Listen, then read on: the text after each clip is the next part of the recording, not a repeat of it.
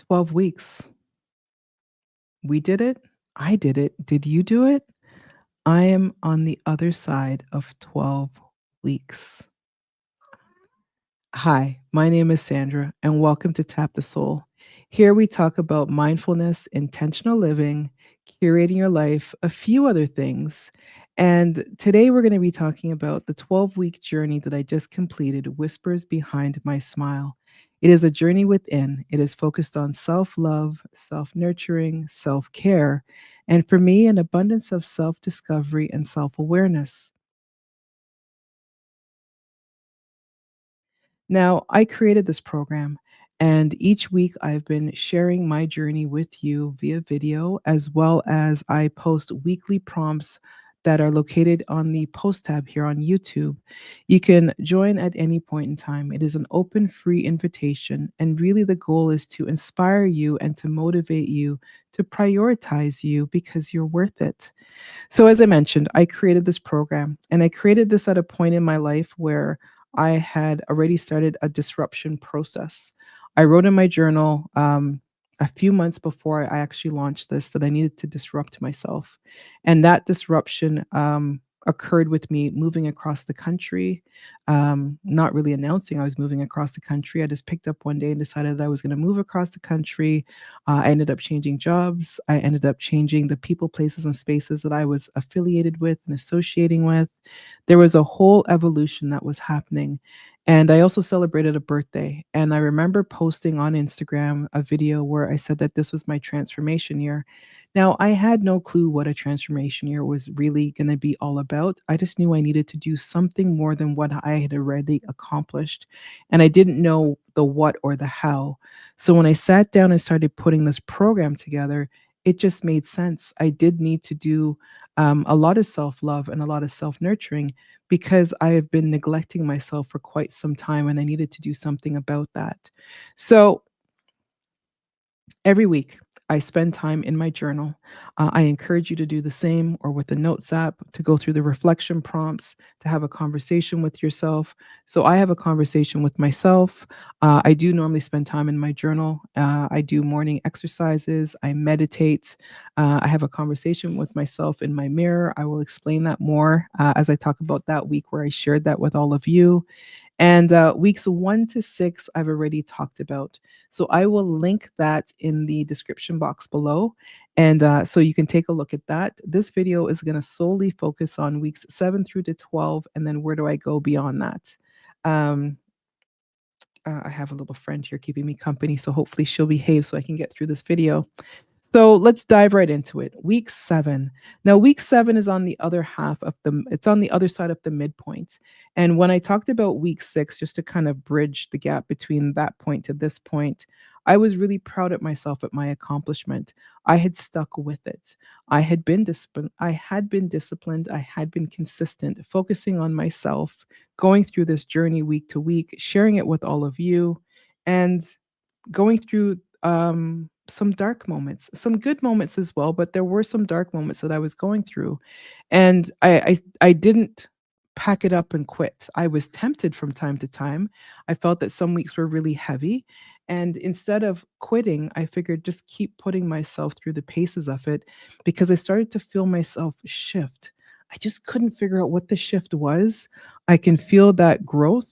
The mental state was going through something. I couldn't figure it out. I was writing, pages upon pages in my journal, but I just knew I had to keep going. So for week 7, um, there was a shift. And I didn't really pick up on the shift until I played back the recording of week 7 when I was ready to edit it.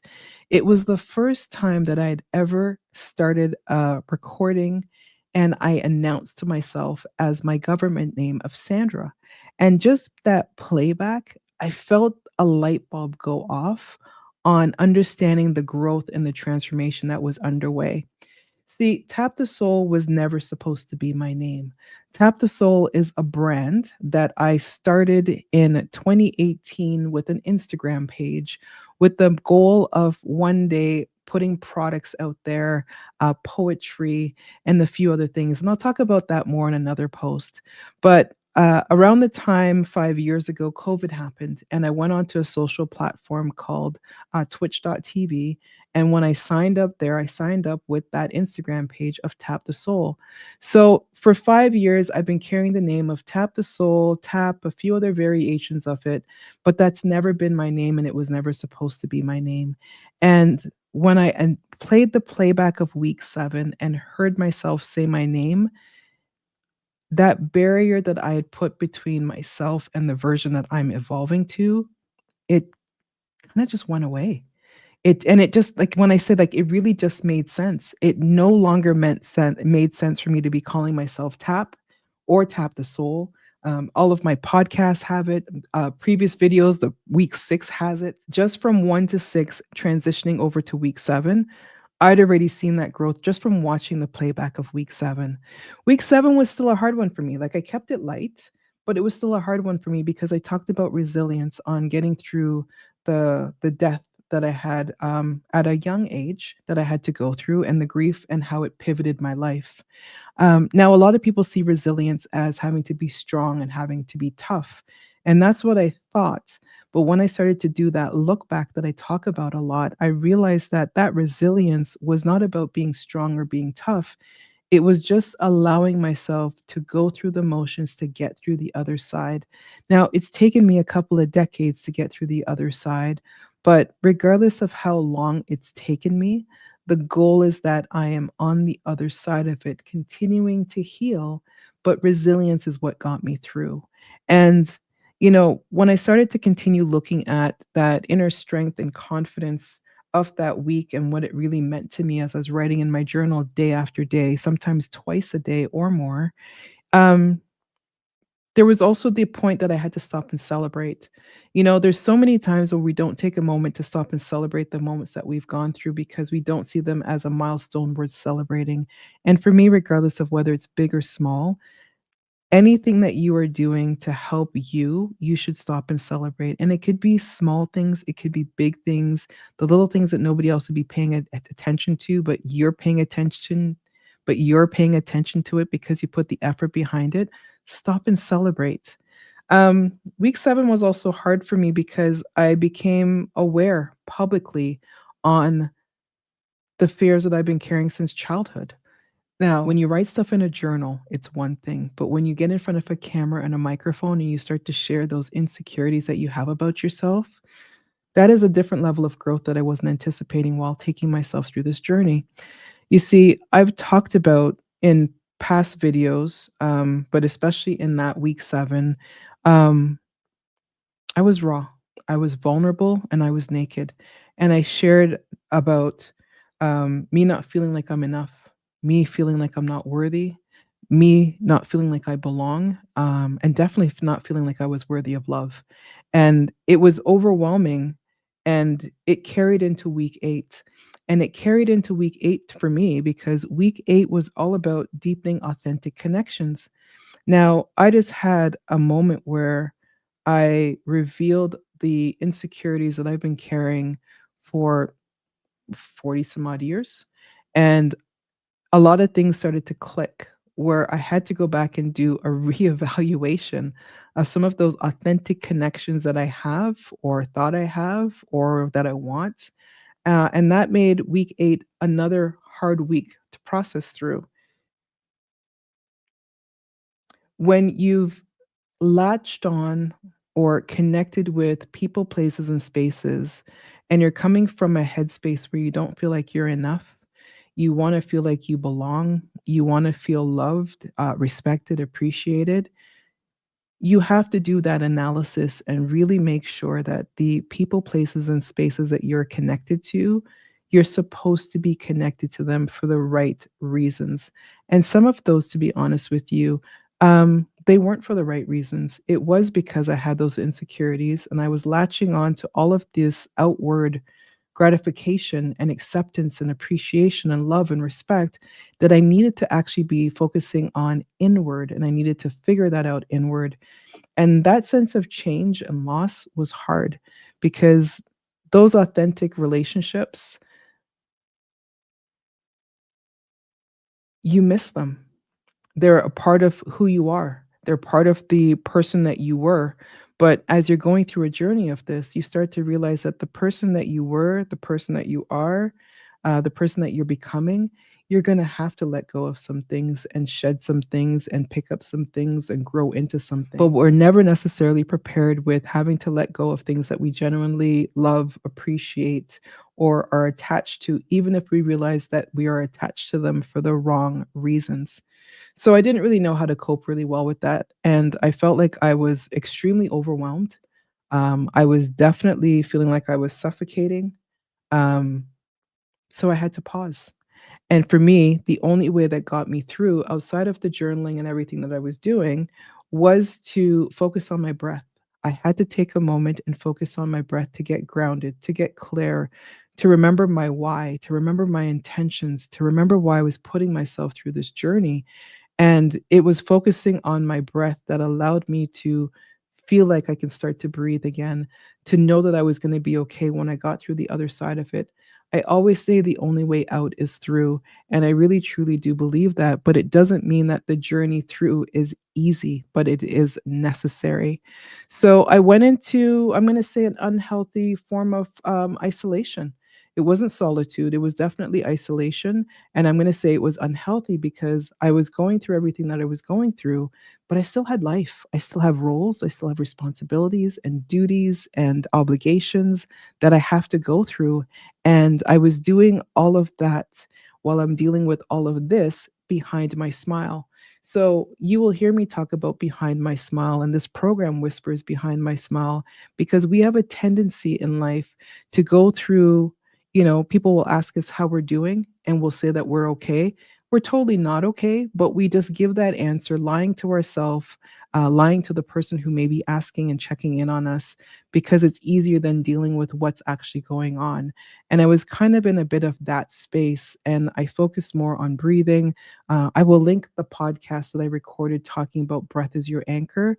I really had to look to that to help me cope on the days when journaling and meditating wasn't enough. So that got me to week 9. And week 9, like, it's interesting. When I did this, I didn't really realize the evolution that was going to happen. But week 9 was about redefining balance and harmony, and it fell right in step. It was my reminder week for me. I was feeling really out of balance. I didn't feel like I had harmony. I did not feel like I was in a flow of what I was trying to curate for my life at this stage with my mindset shift. I kind of felt like I was unraveling. And taking week 9, the reflection prompts and just kind of slowing down my thoughts and going through this at a pace of grace and space, it allowed me to remember why I always talk about looking back. And a lot of people say you shouldn't look back, and I get it, right? Because when you look back, you go back into those moments, and a lot of times those feelings and those emotions come up again. But I'm going through this transformation, and there's so many things that's happening along the way, physically, spiritually, mentally, real time shifts of people and places and things in my life. And I had to figure out, how do I find balance? You see, I didn't want to stop doing the program, and I couldn't stop living my life responsibilities and obligations. So I had to just continue to focus on breath, to focus on my journaling time, to focus on a lot of conversation with myself in a mirror. I'll talk about that in a second. And really just be honest with myself and to invoke resilience on knowing that I will be able to make my way through, even if it is hard, right? So, as I was going through the prompts and asking myself the questions for that week 9, I also started to really understand the depth of the lack of relationship that I had with myself. And that in turn um, attributed to a lot of the health problems that I've been navigating through lately. Because I haven't been focused, because I haven't put the right boundaries in place on how I was spending my time, I wasn't allocating enough time to myself. I was allocating it to everybody and everything else outside there because I didn't feel worthy. I didn't feel loved. I didn't feel like I belonged. I didn't feel like I was worthy of love. And I was out there trying to grab all these things to make me feel better. And instead, I should have been focusing on being disciplined about the conversation and the health and the relationship with myself. And week 9 brought me back to that. It brought me back to that viewpoint. So I spent week 9 in a state of conversation on a deeper level. Now, for over a year, and I've talked about this, and I will link this also in the description box, I've been having a conversation with myself in the mirror, sometimes naked, sometimes dressed, sometimes out loud, sometimes just a conversation in my head, but looking at my reflection in the mirror. This is not about the external appearance. Yes, sometimes that will come up as you see a jiggle here and something over there, but really it is the focus to have an unguarded conversation with yourself with no distractions. There's nobody around to interrupt you. There's nobody around that you're preventing being your true, authentic self. And I've asked this question in a past video. Who are you when nobody's watching?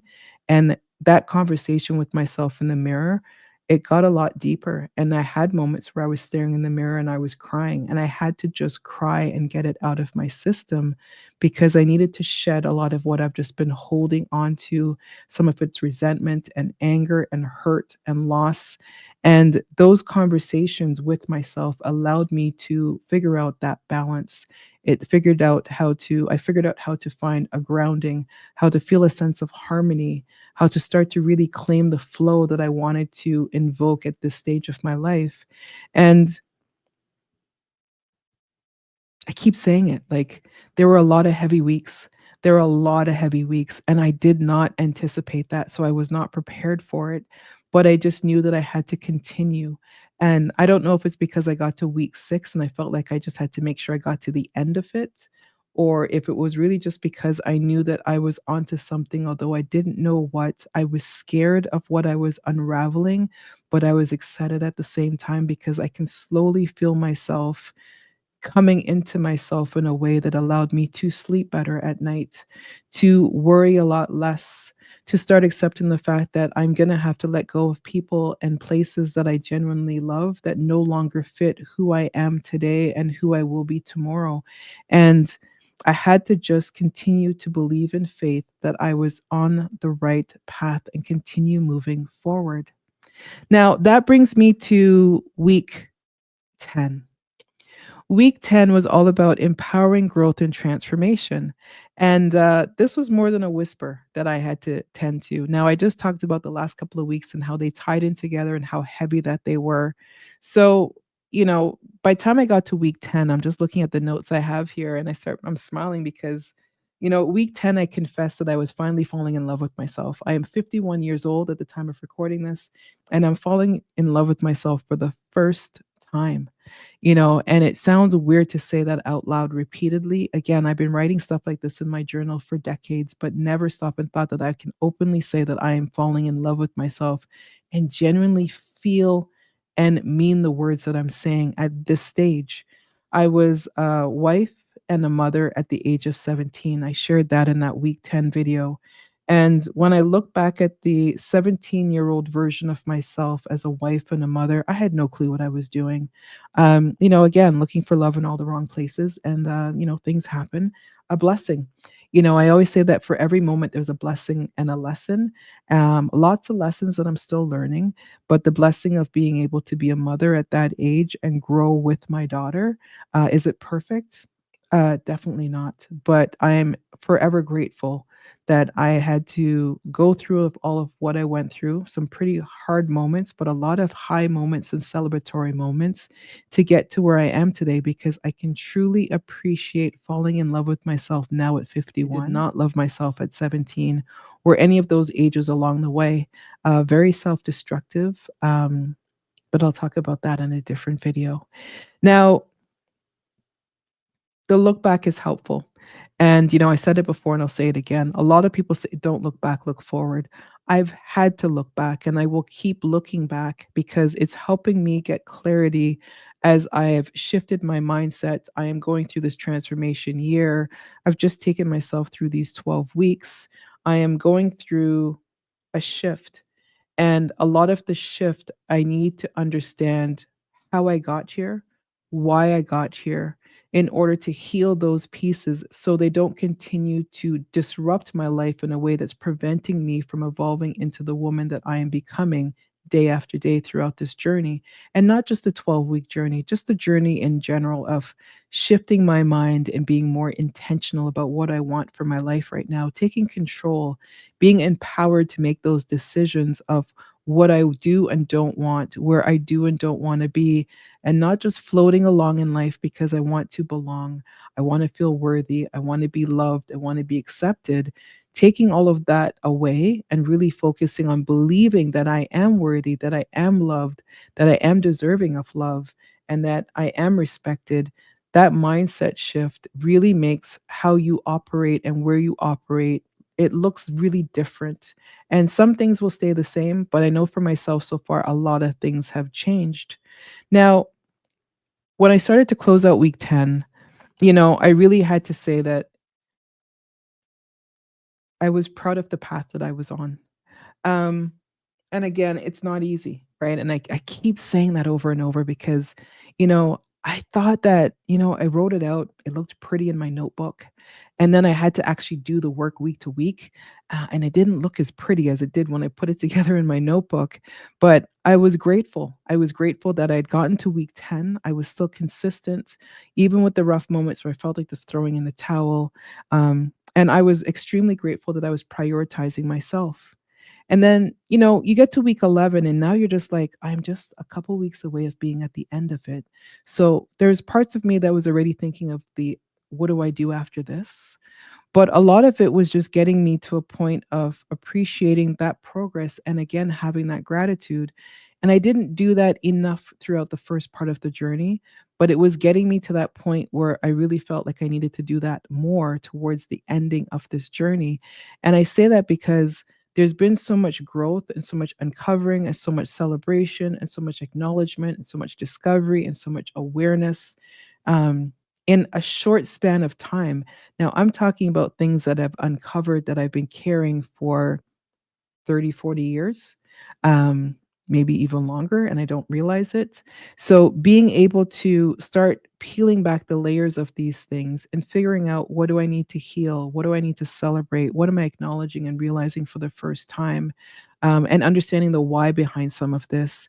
I really had to celebrate the progress and really had to recognize the gratitude of being consistent. And I talked about that, right? So every time I think about the growth that I was feeling, and something as simple as, week 7 when I started the recording by saying, "Hi, my name is Sandra." Like that was major for me. And it wasn't that I was hiding who I was. I just never stopped and realized the difference of going with a social media name versus the actual name of myself, how that shifts your mindset and your approach to what you're doing and how you want to continue doing it.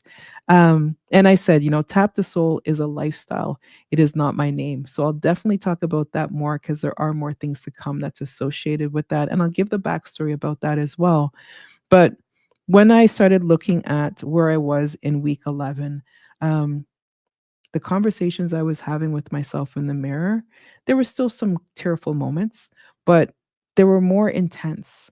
Spending the time in my pages of my journal, it was more personal, always authentic, but definitely like, every time I start my journal opening, I put the date down and I will say, good morning, Sandra, or good evening, Sandra, depending on if I'm doing my morning or my night routine.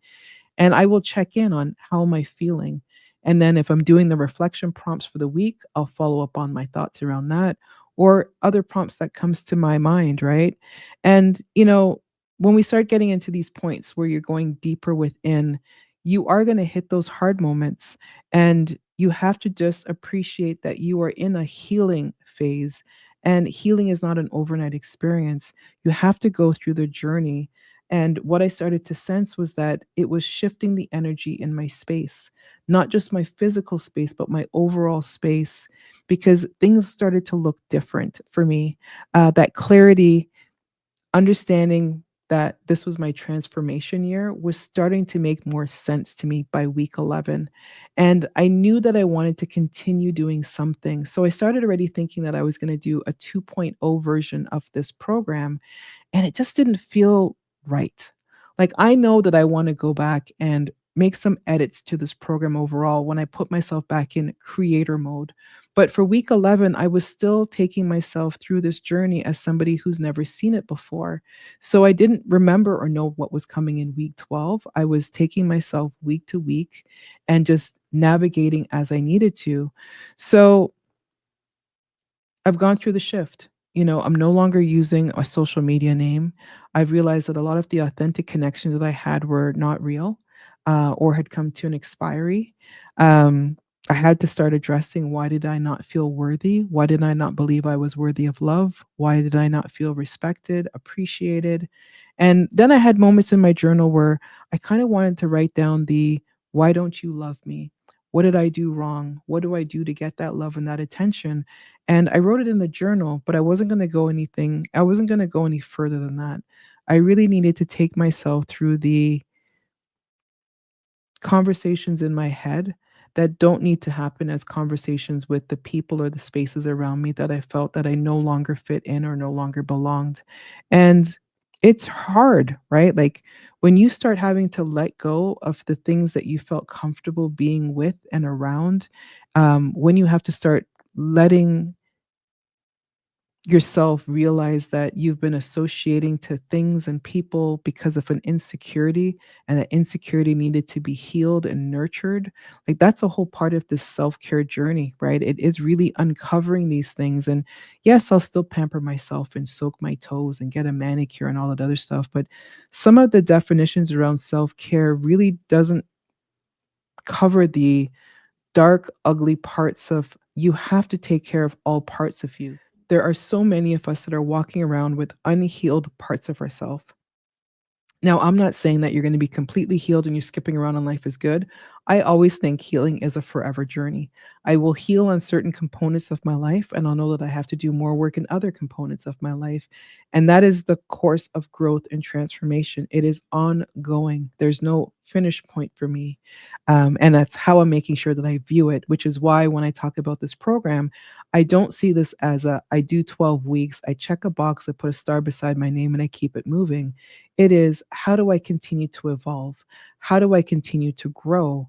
And when I start to realize that, I'm in this shift right now and I'm having to let go, and I have to realize, that I'm no longer a priority to people and spaces, and I have to be okay with that.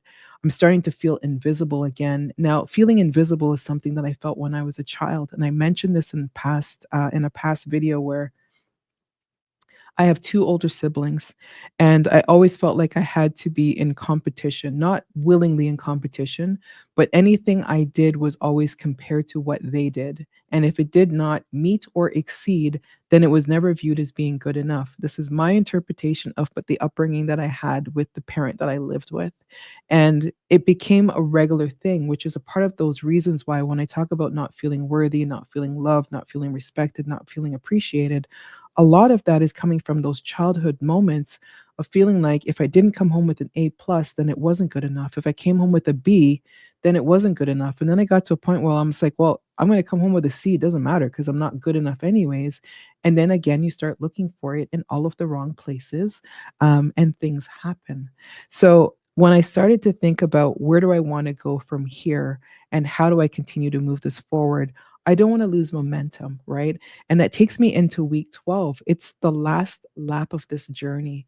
And my intentions from the very beginning of this journey was to have a flow in my life that was aligned to the mindful life that I was creating for where I am and where I was evolving to and growing into. And I wanted to make sure that I wasn't going to fall off the wagon, so to speak. Now, we're always going to have a setback or a step back along the way. And I think sometimes that is necessary as well. Sometimes you have to fall off and then get back on again. And when you get back on, you see it things in a different light. Similar to my look back concept, right? Every time you go through a look back journey, you're looking back at a childhood version of you with adult eyes. And it could even be something recent. I've had an occurrence happen over the last couple of weeks, and it was hard. It was disruptive. It broke my heart. It broke my trust. I believed in somebody and a relationship that I had that was authentic. And then I realized that apparently it's not as authentic as I thought it was. And I had to deal with that. Now, these are my adult eyes from just a couple weeks ago, but I had to do that look back and really evaluate the why wasn't I good enough moment to the journey came to an end, and I need to be able to grieve the loss of no longer having that person fill space in my life and hold on to the memories in a good way and move forward. I'm still working through that. But again, like this is an ongoing journey. It's not a one and done. So when I get to week 12 for me is well timed without realizing it because there's two seasons I love, spring and fall. And spring has been my season of love from I was a child. There's something about the bright colors. I was a pastel pink gal back in the day, pastel pink from head to toe. It was a sight. And there's something about seeing all of the brown start to turn to green. Everything dead comes back to life. And it's a slow progression. It doesn't happen overnight. And a lot of times you're not even noticing that it's happening. The birds are chirping louder, the days are longer, the days are brighter. And I've always been in love with spring for a lot of that. You know, tulips come out into season, and it's that slow progression of growth and that slow progression of blooming. And when I'm wrapping up week 12 and thinking about where do I go from here, I wrote down a soft unfolding, and I've been writing the word soften in my journal, I've put it on Instagram posts way back in the day where I would just write the word soften and choose a song of choice because a lot of times we are programmed to always be hard, to always be tough, to always be guarded. And I miss the version of myself that was allowed to be soft because I didn't get a lot of that growing up. I didn't get a lot of that in my adulthood up until this point, but I'm feeling more and more that I have the ability to invoke softness into my space now, which is what I'm trying to enjoy and overdose on as much as possible. So, bringing me into spring, spring equinox is kicking off in a couple of days. And where do I go from here? I turn the page. I turn the page, I close the chapter on the 12 weeks that I've just been through, whispers behind my smile, and I don't do a 2.0 version of it. Instead, I evolve. I go into the next chapter, and the next chapter for me is another invitation for you. It is the soft unfolding. I'm going to spend 90 days and I'm going to take the learnings of these last 12 weeks and then I'm going to focus on what is the next step in this journey for me as I continue to evolve and I continue to grow. I continue to nurture myself and go through a self awareness and a self discovery. Healing is a forever journey. And as I'm getting ready to tap out here, I just want to say that if you have taken yourself through this journey, if you are still in it, or if you're doing any type of self discovery at all, I just want to say take the moment and celebrate yourself. Even if you have to pause because it gets heavy or it gets dark, or maybe you're just not able to prioritize you as much as you want to because of your life responsibilities and obligations, that's okay too. Don't beat yourself up about it, but just remember to come back to you every once in a while and spend a little bit of time with you. So, whispers behind my smile. I'm at the end of my 12-week journey. I'm inviting you to participate in taking yourself through the journey at any point in time. The posts are here on YouTube. I post every week, or I have been posting every week associated to this program where you have reflection prompts. I'm encouraging you and hopefully inspiring you to take some time and have a conversation with yourself, with your notebook, with your journal, with your notes app and your phone. I talk about having a conversation with yourself in the mirror. That link will be in the description below. And I'm putting all this out there to share the parts of my life that I feel comfortable with sharing. And it really is to inspire you. You know, when I started posting here, when I left twitch.tv and I came here, my focus on was so driven on I want to build another community because there was a community called the collective on twitch.tv. And even that mindset shift for me has been a continuous evolvement. I want to know that there is a community of people out there that are willing to take the time to focus on themselves, to prioritize themselves, but I wanna know that you're doing it for you, and I wanna know that maybe or over time, there will be a village of us that come together and talk about this more and share our stories. I believe every one of us has a story that we should be sharing that can help somebody else, and there's other pieces to this that I have not touched on. I've been so focused on this 12-week journey, but there is more to come. And I just have to make sure that I'm doing it at my own pace and at within my own space that is comfortable for me to focus on. So, as I said, I love spring. Spring is a couple days away. So, I will be transitioning from the idea of snow to rain, from brown grass to soft buds, and I will be doing so gently and softly. And as I am looking at the season to change, I will be inviting myself and I'm also inviting you to join me in the soft unfolding of the next phase. And even if you have not done Whispers Behind My Smile, that is completely fine. You can not do it and only do this one as I kick this off. It will be for 90 days. And it's prioritizing you because you're worth it. So I'm going to close here. I'm going to say thank you once again to everybody who has gone through this journey. I've gotten messages on the side of people who have been doing it. Some people are still in it. If you're trying to navigate your way around it, feel free to hit me up and let me know. There is more to come. Um, Check out the links that I've dropped below, the books that I'm reading, the mixtapes that I've made, the podcast recording, um, the week 1 to 6 review. I'm trying to think of anything else that I can just mention before I close this off, just so I can feel like I can completely close this chapter of this journey and turn the page to the soft unfolding. And again, an invitation to go deeper awaits. And I wish you all a fantastic day or night wherever you are in the world. Thank you again for being with me and prioritize you because you're worth it. Peace, love, and blessings.